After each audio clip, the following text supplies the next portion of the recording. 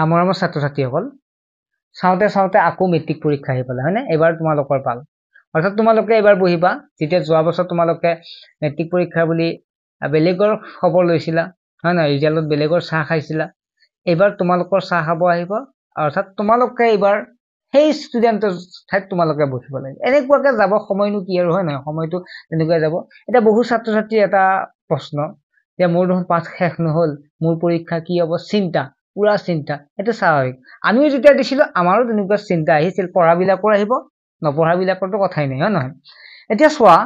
মই কৈছো তোমালোকৰ টাইম আছে চিন্তা কৰিব নালাগে যোৱা বস্তু গ'ল সময় যোৱা গ'ল এতিয়া নেক্সট আমি মাথা মাৰিব লাগিব যে মেট্ৰিকটো আমি কেনেকৈ ভাল কৰিব পাৰো হয় মেট্ৰিক বুলি কোৱাৰ লগে লগে সমাজখনে কি কৰে সমাজখনে গুৰুত্ব দিয়ে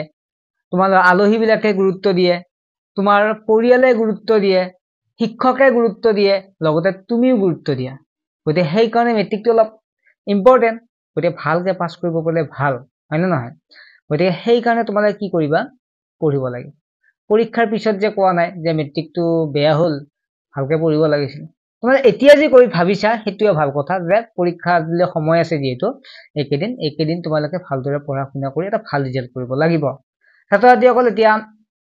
কথাখিনি বুজি পাইছা নহয় মেইনলি যিসকলে পঢ়া নাই ভালদৰে তেওঁলোককতো বেছি গুৰুত্ব দিব লাগিব যিসকলে পঢ়িছে ইমান কথা নাই এতিয়া মই যিটো টপিকটো আনিছো টপিকটো যিটো আলোচনা কৰিম বুলি থাম্বনেইল দিছে সেইটো হৈছে পৰীক্ষাৰ প্যাটাৰ্ণ বিলাক হয়নে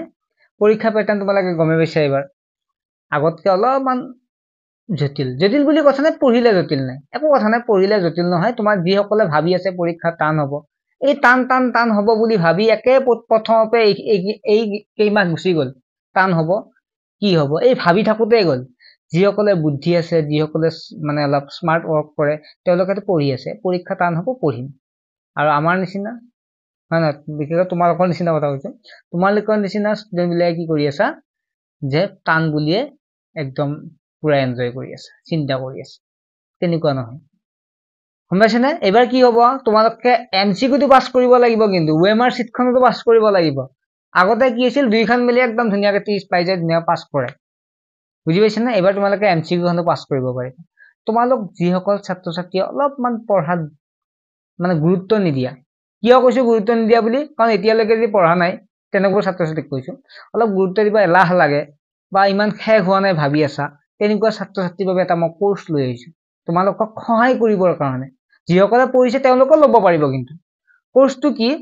কোৰ্সটো হৈছে যে যিখিনি এমচিকিউ থকা কোৰ্স মেইনলি 3টা সাবজেক্ট মই যিকিটা তোমালোক পাৰিম বুলি ভাবিছো মই এইকিটা তোমালোক আগবঢ়াই ভালকে ভাল নাম্বাৰ এটা পাবৰ কাৰণে চেষ্টা কৰিম বুলি ভাবিছো সেইকিটা সাবজেক্ট লৈছো ম্যাথছ লৈছো সায়েন্স লৈছো সোশ্যাল সায়েন্স লৈছো এই 3টা সাবজেক্ট যিখিনি ওএমআৰ আছে ওএমআৰৰ কাৰণে এমচিকিউ আহে ভিতৰুৱা প্ৰশ্ন বাহিৰা প্ৰশ্ন আগতে অহা প্ৰশ্ন টেষ্ট পৰীক্ষাৰ প্ৰশ্ন সকলোবিলাক কি কৰিম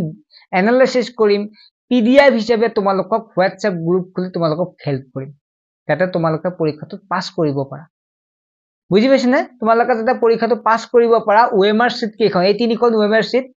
50ৰ ভিতৰত কিমান আছে 45 মাৰ্কস ন 50% মেইনলি 50% তোমালোকে এই ওএমআৰ শীটখন পাবই লাগিব বুলি মই তেনেকুৱা এটা কোৰ্স লৈ আহিছো যাতে তোমালোকে এইখিনিত আৰু বেলেগকে এক্সট্ৰাকে চিন্তা কৰিব থাকিব নালাগে ঠিক আছে গতিকে তাৰ বাবে তোমালোকে জানাই কষ্টৰ এটা মূল্য লাগে হয় না কিন্তু মূল্যটো সামান্য হলে তোমালোকৰো ভাল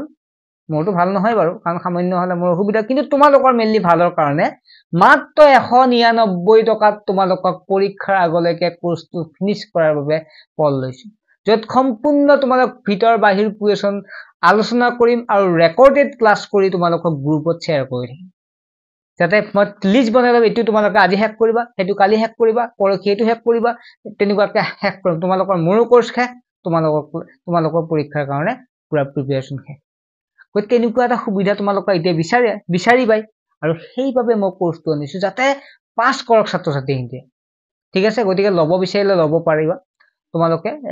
বেছি নহয় বহু ছাত্ৰ ছাত্ৰীয়ে মানে লব বিচাৰিছে ডিসেম্বৰ 1 তাৰিখ মানৰ পৰা ষ্টাৰ্ট কৰিম বুলি ভাবিছো তোমালোকৰ যেটো নাম্বাৰ দেখা পাইছে স্ক্ৰিনত এই নাম্বাৰটো তোমাৰ নাম ক্লাস আৰু ডিস্ট্ৰিক্ট হাই হেলো দি নাথাকিবা জাস্ট নাম দিবা ক্লাস দিবা আৰু ডিস্ট্ৰিক্টখনৰ নাম লিখি দিবা ঠিক আছে মোৰ ৰব নাম ক্লাস ডিস্ট্ৰিক্ট এইখিনি দিয়াৰ পিছত মই তোমালোকক কিউআৰ কোড এখন দিম তাতে ডিটেইলছখিনি দিম, তাতে পেমেণ্টটো কৰিবা, ক্লাছত জইন হ'বা, পৰীক্ষা পাছ কৰিবা, পৰীক্ষা পুৰা ভাল কৰিব লাগিব। ঠিক আছে, বাকীখিনি লিখাখিনিতো পাৰিবাই তোমালোকে, লিখা আৰু বনে বনে লিখিবা, কিন্তু MCQ বনাই লিখিলে হ'ব নেকি? আমি যে MCQ এটা যদি প্ৰশ্ন MCQ এটা সোধে, তেতিয়া তোমালোকে যি টি এনচাৰ দিলে নহ'ব নহয়। গতিকে সেইকাৰণে আমি MCQ-খিনি গুৰুত্ব দিব লাগিব। লিখাত ধুনীয়া লিখি আছা, MCQ-ত ফেল কৰি যাবা। গতিকে সেইকাৰণে ছাত্ৰ-ছাত্ৰীসকল তোমালোকে আৰু একো টান নহয়, ভয়ংকৰ হ'ব, কিবা হ'ব, বহুত থাম্বনেল মই পাই থাকো, একো ভয়ংকৰ নহয়। নহয় ভয়ংকৰ একো নহয়, পঢ়িব লাগিব। যিসকলে পঢ়া নাই এতিয়াৰ পৰা পঢ়া। ঠিক আছে, মই আধা হেল্প কৰি চালো প্ৰথম, তোমালোকে বাকীখিনি সহায় কৰিবা, আৰু কিবা নোৱাৰিলে মোক সুধিবা। ঠিক আছে, ভালদৰে পঢ়া শুনা কৰিবা। তোমালোকে সোনকালে SMS কৰা, আৰু কোনোবা যদি বন্ধু বান্ধৱী আছে পুৰা শ্বেয়াৰ কৰি দিয়া। ঠিক আছে, পুৰা শ্বেয়াৰ কৰি দিয়া, তেওঁলোকক জড়িত হওক, আমাৰ ষ্টুডেণ্ট বাঢ়ি যাওক, সকলো আমাৰ ষ্টুডেণ্ট বাঢ়িলে তোমালোকৰ পঢ়ি ভাল লাগিব, হয় নহয়? গতিকে শ্বেয়াৰ কৰি দিয়া, ক্লাছত জইন হোৱা, ভালদৰে পঢ়া শুনা কৰিবা, ভালদৰে থাকিবা, সেইটোৱে আশা।